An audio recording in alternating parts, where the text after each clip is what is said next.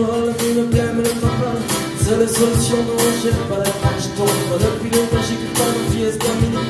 On veut plus oser reconnaître si je calciférole, car t'es ma vie, t'es ma vie. Alors, Artitude est une association culturelle. Elle s'occupe d'artistes régionaux, spécifiquement dans la chanson française, mais aussi du jazz manouche.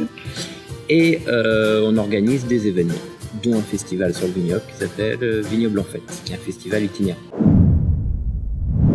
Jeune étant, je chante, deviendra grand, et tout aussi gland que ses parents. Et je me lève, allez, je vais au premier rang, moi aussi je peux être un groupie, y a pas de raison. Petit Rasta, a les idées aussi belles, marrant reggae, allez, et puis je monte sur la scène. Je suis complètement saoul, de toute façon, je suis le relou. Vous savez, le relou dans les fêtes? C'est moi ce soir-là, le relou. Ça peut être des gens en précarité, mais c'est aussi des gens qui vont jamais à des spectacles. Leur donner l'envie autrement, par exemple, qu'aller dans des salles de spectacle. C'est ce qu'on fait avec Vignoble en Fête. On fait ça soit chez l'habitant, soit chez des viticulteurs, dans des lieux plus communs, parce que des fois, il y a des gens qui ont du mal à aller dans des salles de spectacle. Donc, on essaye de la culture autrement aussi.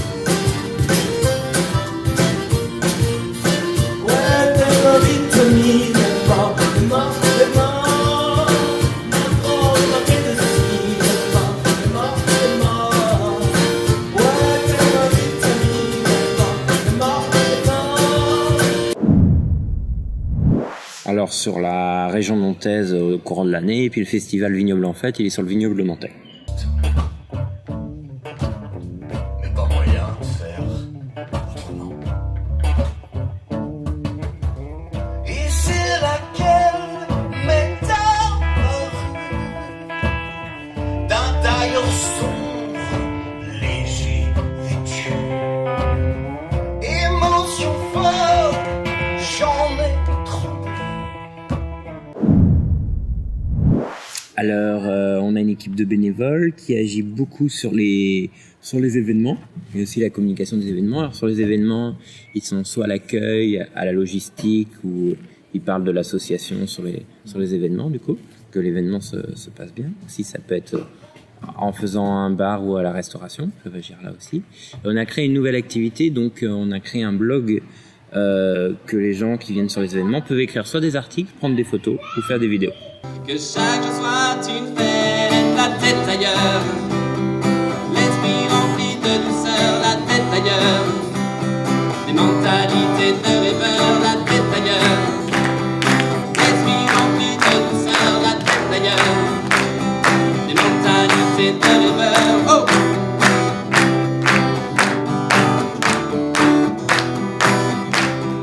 Pour l'instant, on a un catalogue de 5 artistes, donc on a Victor Noir, c'est de la chanson à texte. Momo, qui est de la chanson à texte et française.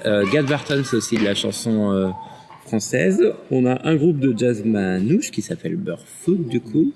Et on a un groupe de musique du monde qui s'appelle Nicolas Seva, qui travaille à partir d'un oud, qui est une guitare marocaine.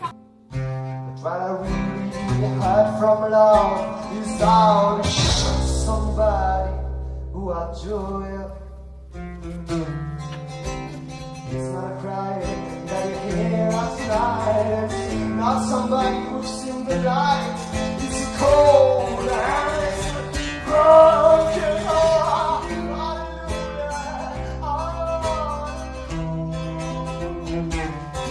Hallelujah.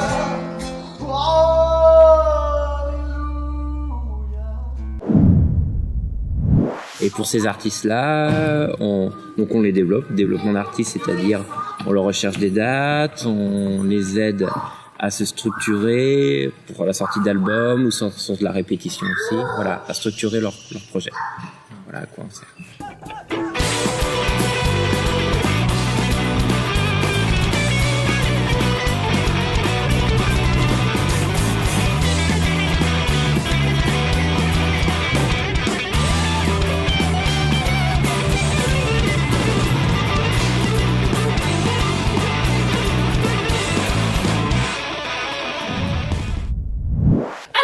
Vous êtes un individu A, mettons profession lambda, vous êtes saxophoniste, c'est neutre, c'est très bien. Sachant que vous relevez des annexes 8 et 10 du régime d'assurance chômage, vous effectuez une ouverture de droit au 18 janvier à raison de 37 € par jour non travaillé, ce qui est déjà une coquette somme quand on ne travaille pas.